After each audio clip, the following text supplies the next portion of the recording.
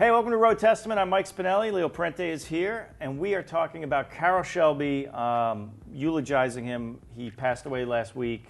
And yeah, but I'm sorry. We're all sorry he's gone, but it's a great story. Yes. And a great contribution that obviously he's made. Yeah, an amazing life lived in cars, and we're going to talk about him today. @Drive on Twitter is where you can get in touch with us.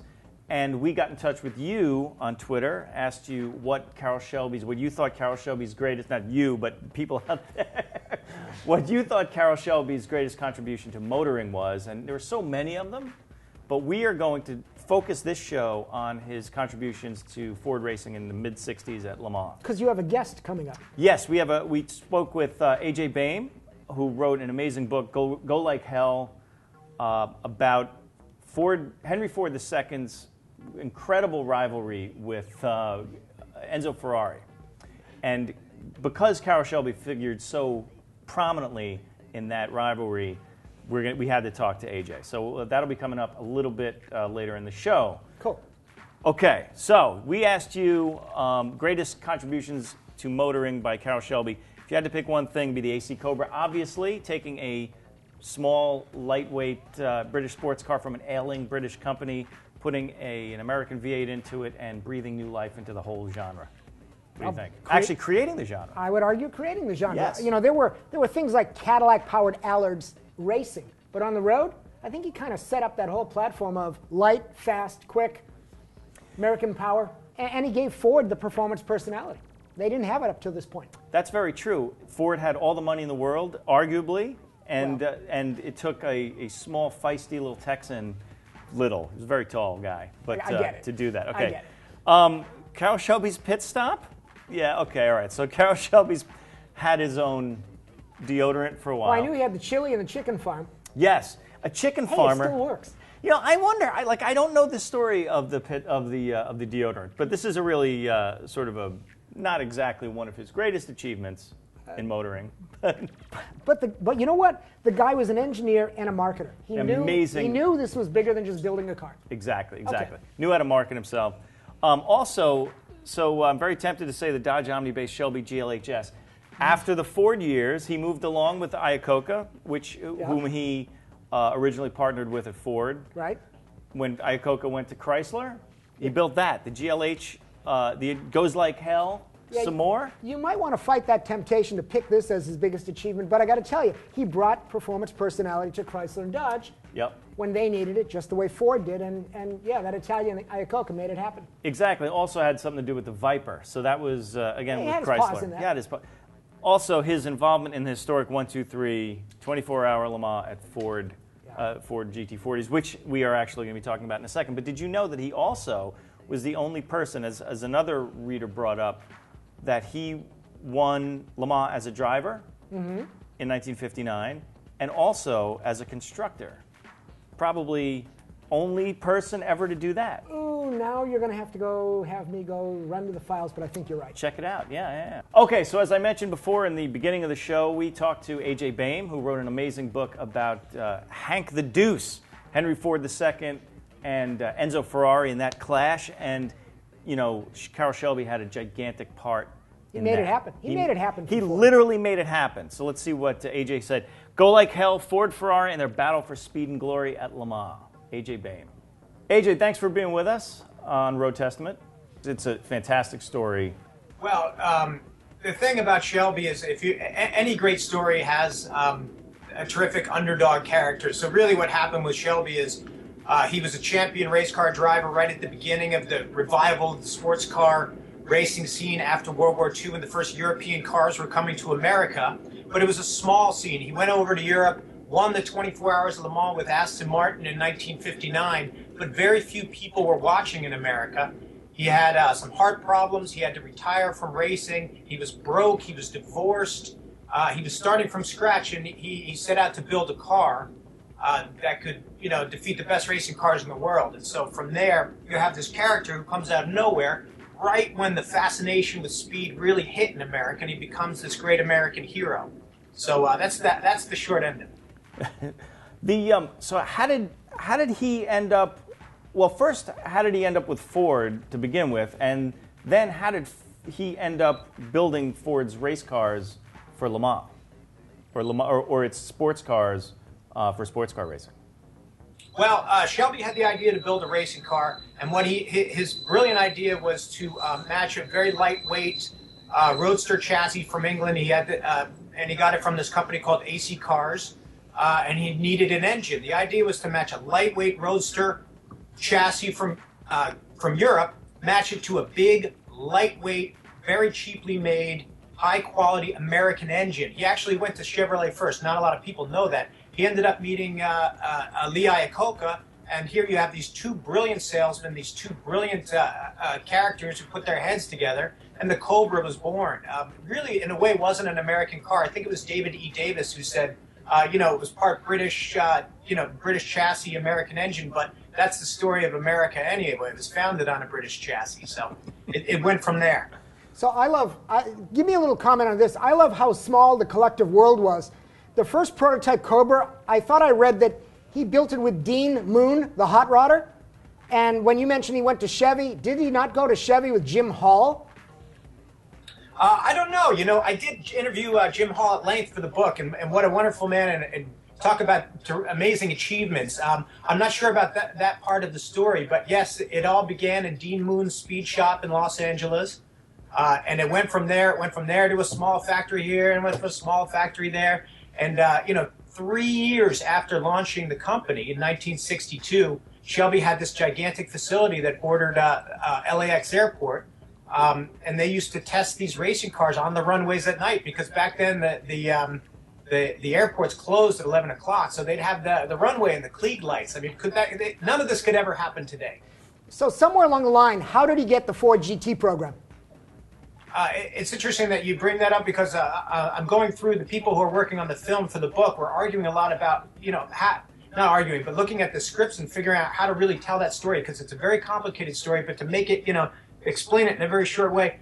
Shelby built the Cobra and won the World Championship in 1965. He won the GT, the Manufacturers Championship. He beat Enzo Ferrari. It was just incredible. That hadn't been done.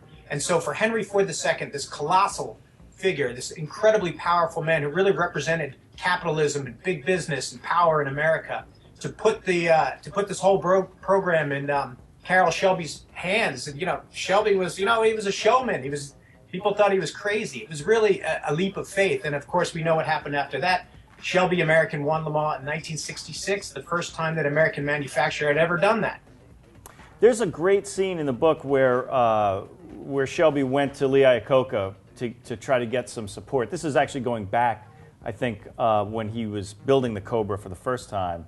And so you can see where these two supreme, you mentioned it before, these sales, these titans of sales kind of meeting together. When you were doing the research for this, what was the thing that struck you about those guys? Well, here's definitely one thing. You have all of these larger-than-life characters that come together in this one story, and Lee Iacocca and Carroll Shelby are obviously two of them. The first scene in the book, Lee Iacocca is he's the sales manager of Ford Trucks and Cars. Most of the people at Ford Motor Company at the time did not know how to pronounce the name what? And that was not so long ago. That was in, what was it, 1962 or 1963? And by 1965, both of these guys are world famous. They're monsters in the industry, and they are to this day. And it all happened in a really short period of time.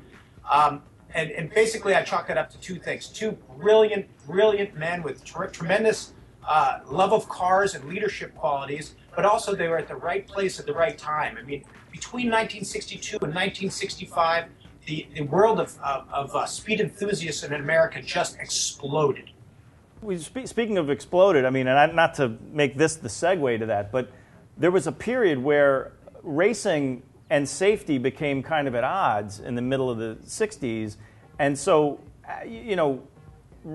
the idea that a company would be spending its money to race, which sold cars, and yet there was a sort of building safety movement that was sort of starting to threaten the racing because there were these high-profile accidents, especially at Indy, as you point out in the book. How big a threat was that to what they were doing at that period? It was a huge moral dilemma and really important in the story. You have to imagine now, at the beginning of the book, this actually happens in the first chapter. The big three in Detroit were forbidden.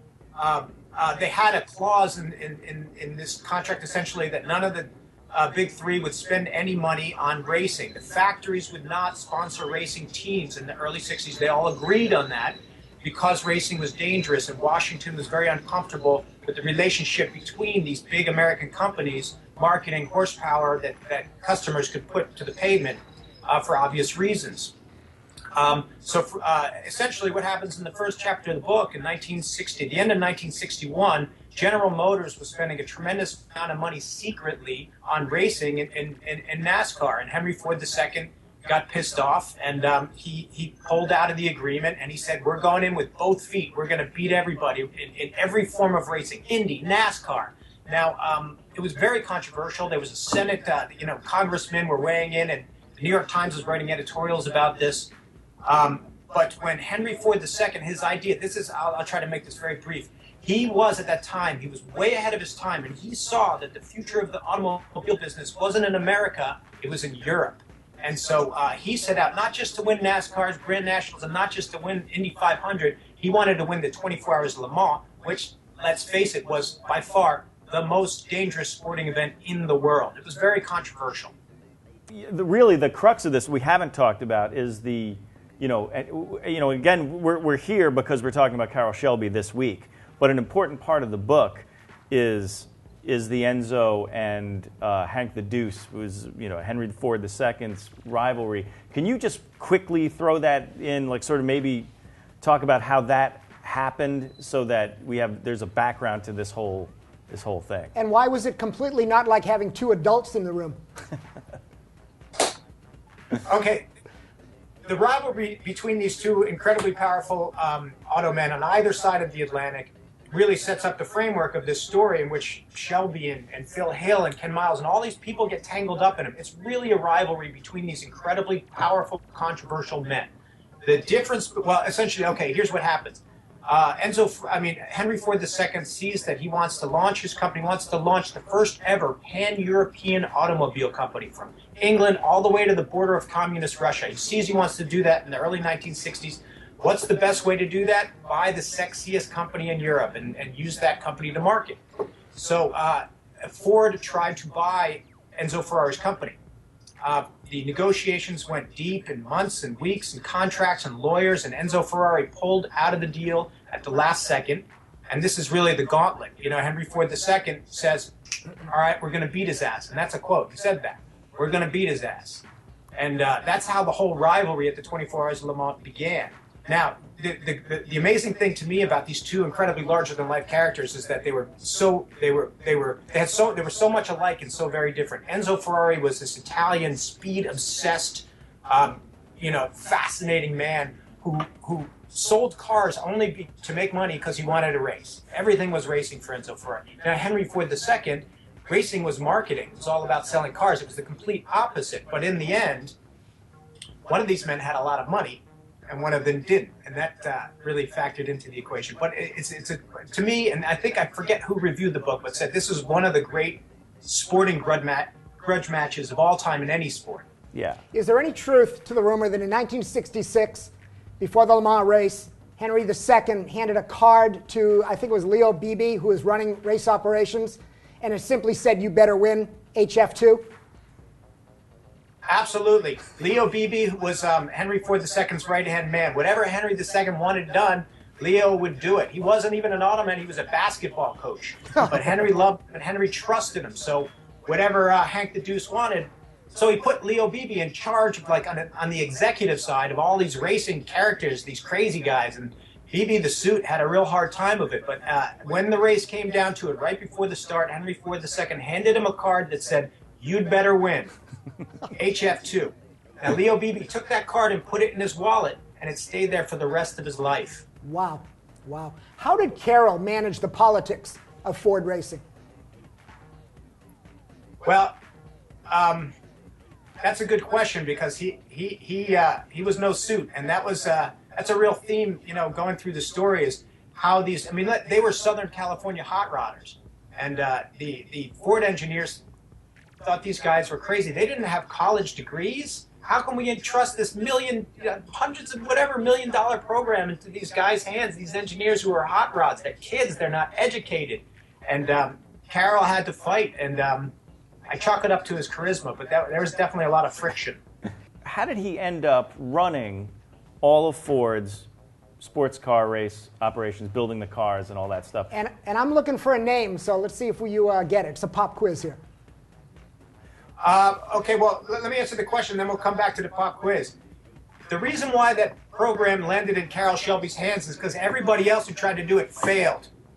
Okay? Now, the guy who tried to do this before, the guy who managed the team, was a Brit named John Wyer. Is that who you're referring to? Pop quiz. And John Wyer was a cranky man who had an ulcer, and he was a Brit, and he had a lot of success early. I think it was with Aston Martin, but he couldn't get the job done. And so the program ended up in Carroll's hands, and Shelby got the job done. Well, that is the pop quiz answer. The shocking part is how small the racing world was, because in '54, Carroll drove for Aston Martin at the behest of team manager at Aston, John Wyer. In '59, he won for Wyer again. Wyer ran FAV, Ford Advanced Vehicles in Europe. Like you said, failed with the GT. They shipped it to California. I wonder what that conversation was like. Well, certain things will never be known, but I'm sure Wyer wasn't too pleased, was he? No, but you were talking before about the collaboration between Ford Britain and Ford in Dearborn. Can you talk a little bit about how that relationship played out a little bit before Shelby took over? Because after that, was it strained, or was there something? Was Britain still involved as much as they had been? Well, the idea was originally to design and build the car in England, much for the same reason why Mercedes Formula One team is headquartered in England today. That's where all of the racing technology was. That's where the performance parts were. The real racers were British and in Britain. So the first thing that Ford did when they launched this FAV to build this car was to open a speed shop outside London. And there was a guy named Roy Lund who I found in Florida, a wonderful man who was sort of the executive at Ford who sort of joined these two worlds together. And it was Carroll Shelby who brought in John Wyer. But all of these guys came together originally in London and tried to build this car. They couldn't get it to work. When they brought it out in April 1964 for the first test run at Le Mans, the car was literally taking flight, and there was a devastating crash right from the first time out, and that's when these guys knew that they were playing a very dangerous game. It seemed like it was in tatters. I mean, there really wasn't much of a program. I mean, they had this car that they had spent. I mean, how much do you think they had spent on the GT40 up to that point? I mean, is there a paper trail that might give you that, or is that unknown? There is absolutely no paper trail, and I dug, but this I know. A lot of people had different ideas, and a lot of people were quoting different figures, but this I know. Henry Ford II handed out open checks. There was no limit to what these guys were going to spend to win this race. And the fact that they lost in 1964, and the fact that they were humiliated in 1965, it was a disaster. So really in 1966, Henry Ford II was prepared to pull the plug on the whole thing because he'd spent so much money, and all he'd gotten was an embarrassment. He was saying that all Henry Ford II was doing was helping Enzo Ferrari sell more cars. So that, like any good story that fits into a terrific narrative arc, you've got, everything goes wrong, and then they have one last chance to make it go right, and that's what happened. Yeah, and they did make it go right. They made it go extremely right in 1966 with a 1-2-3 victory. And just really briefly, because we're wrapping it up, but the controversy over the 1, 2, and 3 was it sort of made the win a little bit bittersweet for a few of the people there, including Carroll Shelby, right? I mean, is that accurate to say? It's absolutely true. And again, like any good story, you can't make this stuff up. There's a twist at the end that becomes very significant in the history of motor racing. There was a character named Ken Miles who, as the story goes, his contribution got bigger and bigger and bigger. And he was a very close confidant of Carroll Shelby's and a brilliant development driver. And he was over the hill. All these young hotshot drivers, You know, we're showing up, and Ken Miles was an ex-World War II tank commander. He was much, much older than any of these other, superstars who were famous, and nobody knew who Ken Miles was. And he becomes like a very central figure at the end. And through this brouhaha at the end, this twist of fate, the ultimate victory, you could argue, is the most important victory in the history of American motor racing, was taken away from him at the last moment. And 2 months later, he died in a racing car, testing a car in California. And it's a very sad story. So that's how that one ends. Carroll Shelby was such a man to take responsibility for that, but it really wasn't just his call that cost Ken Miles. Is that true? I believe it was. This is one of those things where I asked a lot of people about this, and everybody had a different story. But it seems that there was a conversation between Leo Beebe and Henry Ford II that this would be the ultimate PR coup, to have photographs of these three cars, not a car coming in first place, but three cars passing the finish line at the same time, the ultimate photo finish. And the story would be about a motor company winning this incredibly important race and not a driver. And but the rules stated that if blah blah blah, the rules stated that one of these cars would win. It couldn't be it couldn't be a tie. So the victory was taken away from Ken Miles. Now, when I met with Shelby and we spent some time together, it was a real thrill for me. He was driving me in a Mustang down the street, down the highway, taking me to the airport, and we were talking about this, how Ken Miles' death and how this race, this incredibly important victory, had been taken away from this man who really deserved it and had never experienced the fame that people around him experienced. And Shelby still had difficulty talking about it 45 years later. That's what makes this story so dramatic. I mean, there's so many elements of it that are dramatic. It's a great book, really well done. Probably one of the best books on racing I've read probably ever. AJ, thanks for coming. The book is Go Like Hell. Buy it, read it, and we'll see you soon, hopefully. Thank you guys for having me. Really appreciate it. You got it. Very cool. Leo, parting words, Carroll Shelby. So I grew up around this time. Get the book, do the research. This was a defining moment in racing, this Ford GT, Ford racing program, and what Carroll Shelby did and put together. The people, the personalities, the process, the whole way to make racing work really is the roadmap for what's happening now. So really check this out. It was an amazing thing how far ahead of time he really was. Yeah, and just such a dramatic story. It's really worth reading. It's awesome. Yeah. Again, at Drive on Twitter. That's where you'll subscribe to us here at Drive. And that's it today for Road Testament. We will see you guys next week.